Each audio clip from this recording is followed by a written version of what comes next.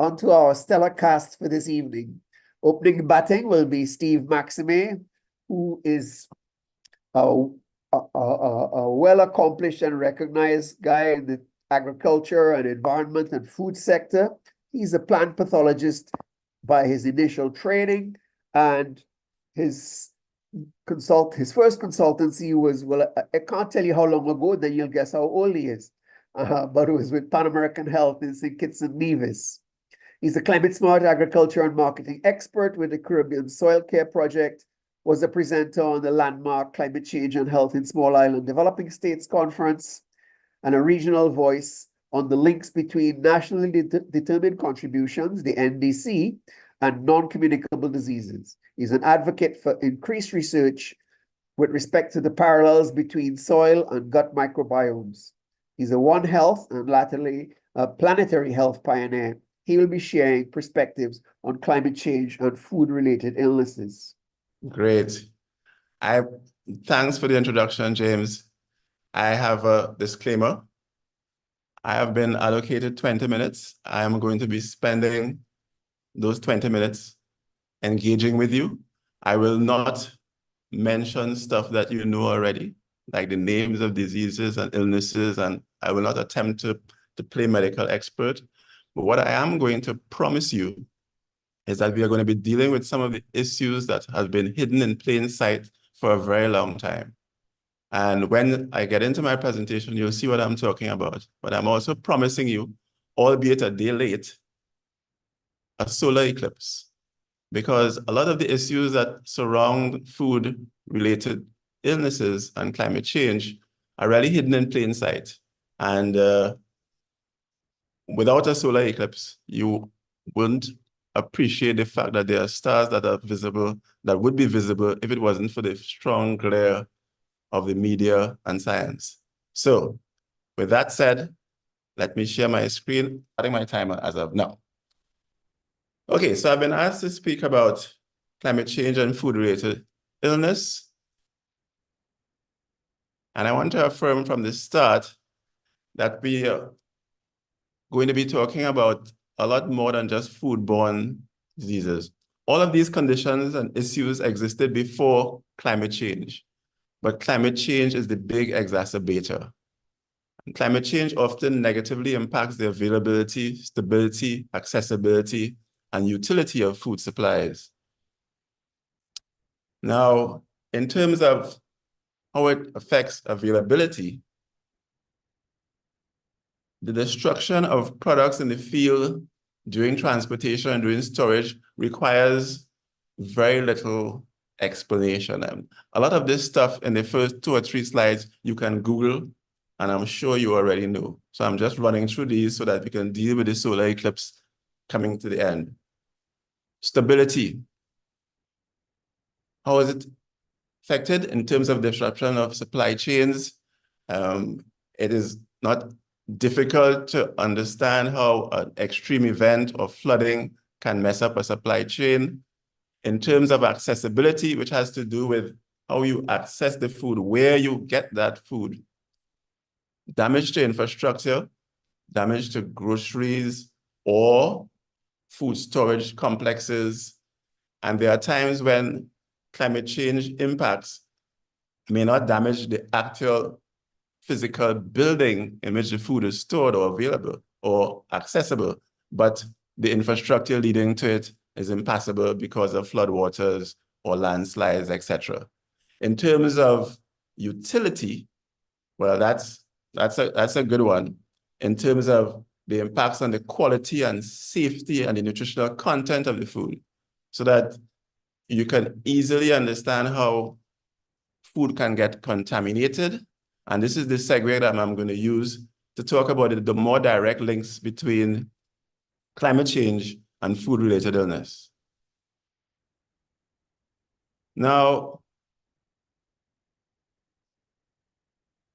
when we talk about foodborne diseases and the direct impacts, we are talking about biological issues, leptospirosis, bacterial and other viral type issues that can be literally spread by water and wind and as a contaminant on your food inputs and on feed for animals and livestock. As I said, I'm not going to give you a lecture on leptospirosis and all of these diseases because you know a lot more about that than I do. But suffice it to say that there are going to be issues, including chemical issues associated with flooding, the inappropriate use of chemicals against these pest populations that have increased due to climate change, due to the differences in circulatory patterns, wind patterns, and the widening of the range of activity of some of these pests.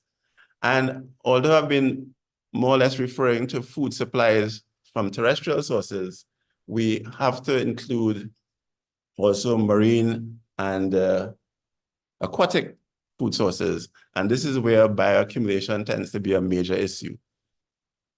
In terms of physical contaminants, this is less common and primarily forcibly carried through wind and water during harvesting, field packing, etc.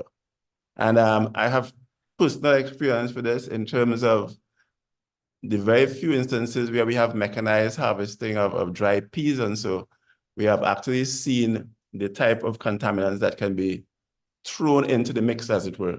And since some of these products are already shelled and then packaged, it can lead to some issues in terms of physical type contamination.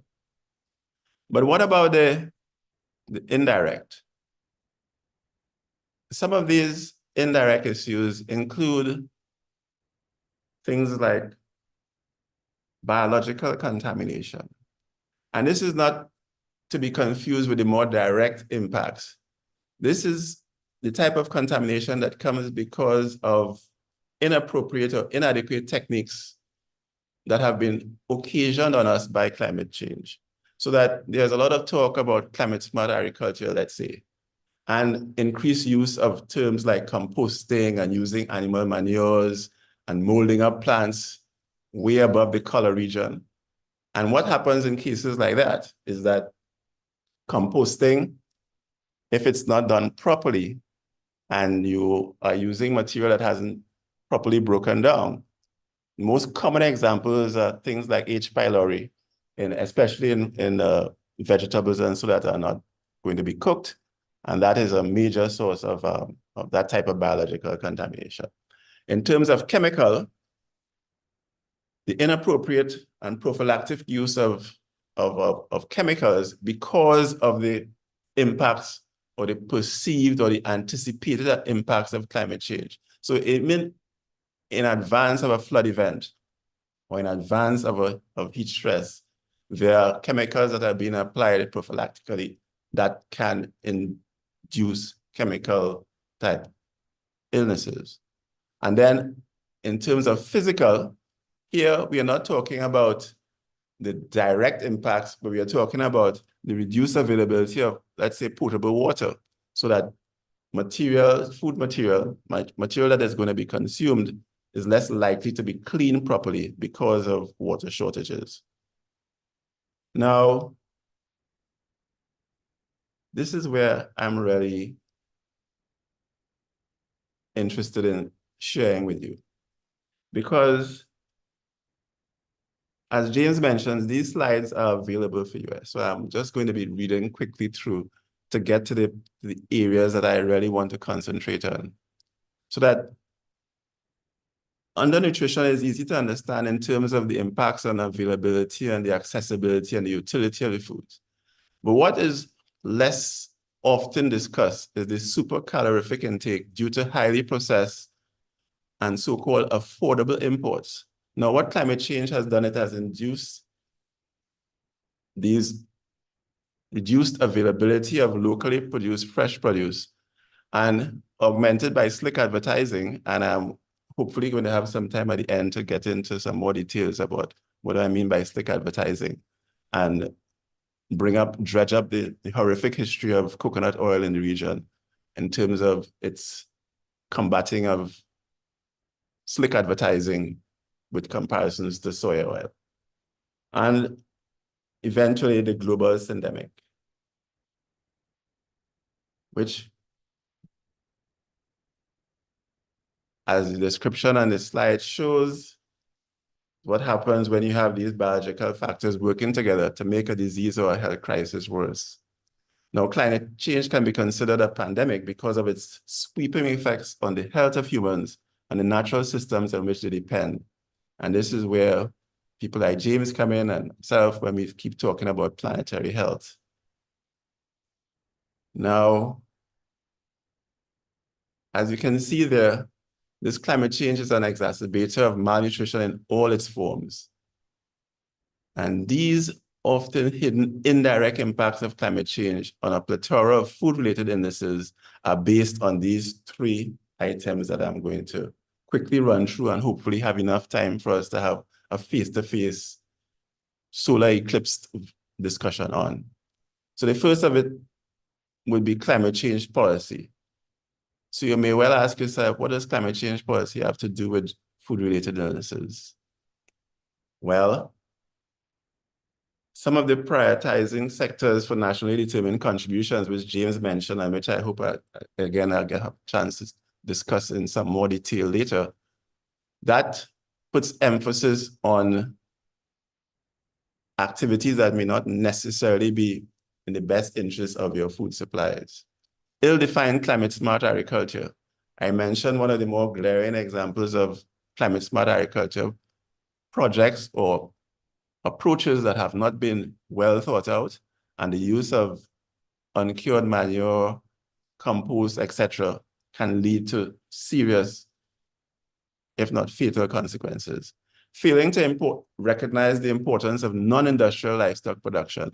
And this, I wanted to hasten to correct James on his hinting that one of the ways that we can mitigate climate change would be to watch our consumption of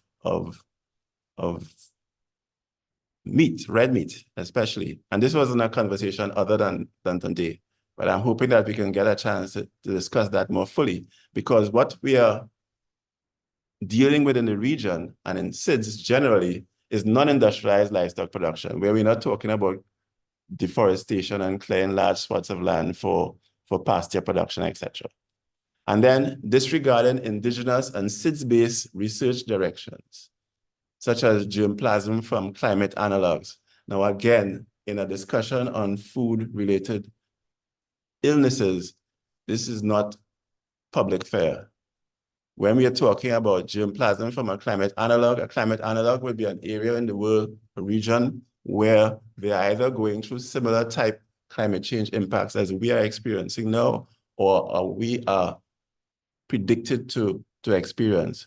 So that practical examples of this have been the work of CARDI, the Caribbean Agricultural Research and Development Institute, where we access dasheen and taro varieties from the Pacific that were salt tolerant, heat tolerant, and we are now using them in St. Vincent and other parts of the Caribbean.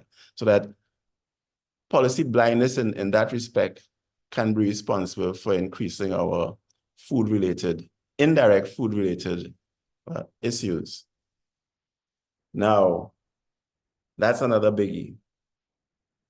Multilateral agencies reinforcing nutrient-dense as opposed to high-calorie food production and distribution choices. Now, my very first foray with PAHO, as James mentioned, was in St. Kitts, and I can tell you it was in 1981, many years ago, and we were looking at food and nutrition surveillance. And that's when I first got introduced to the concept of empty calories. And far too often, what we have had is a dependence on highly processed imported foods that have been providing empty calories. That is why you will never hear me talking about food security. I always tend to drift into nutrition security, because this love affair we have with a 2,000 calorie diet, those 2,000 calories can be sourced from 20 soft drinks, I guess. And I don't think that's what we mean when we talk about food security. And then the national designated authorities, and these are the people who control the pipeline of funding from the Green Climate Fund and other multilateral agencies. They often promote agricultural investments with high return on investment. In other words, they are promoting agricultural projects that can generate revenue so that we'll have the fiscal space to import more food. And that more food may not necessarily be more nutritious. So again, following my screen quickly so that we have some time to discuss the underlying issues. The required transition to a climate-smart agriculture was not occasioned by producers who must now adapt and mitigate. For such transitions to be just, the required solutions, protocols, etc., ought not to be forced as part of an externally driven agenda by multilateral agencies using technologies, goods, and services from the global north. And it is difficult to have this kind of discussion without mentioning terms like just transitions, climate justice, and climate finance, which, as I said, I'm going hustling through these so that I'll be able to have that discussion with you. So to briefly recap, that's where I was heading. And I now have 5 minutes and 53 seconds to engage you in the way that I would prefer, which is to stop sharing and have a conversation with you about some of these terms that I keep bandying about the place, like climate justice. What do I mean by climate justice?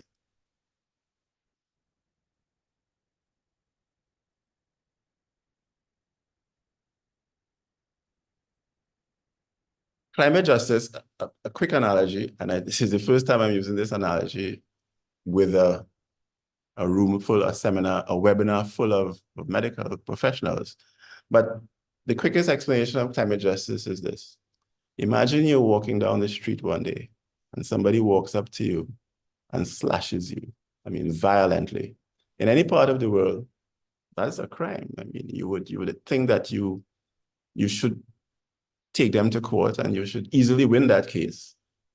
And lo and behold, you do take the perpetrator to court and you win the case and you're awarded a $50,000 settlement to fix you up, to literally patch you up since you've been slashed so violently, only to find out that the surgeon, that the person who slashed you is actually a surgeon and he's the person who's going to be fixing you up. So in other words, you're rewarding the perpetrators. And that is what is at the core of climate justice, in that we have the moral authority to complain about an injustice that was meted upon us.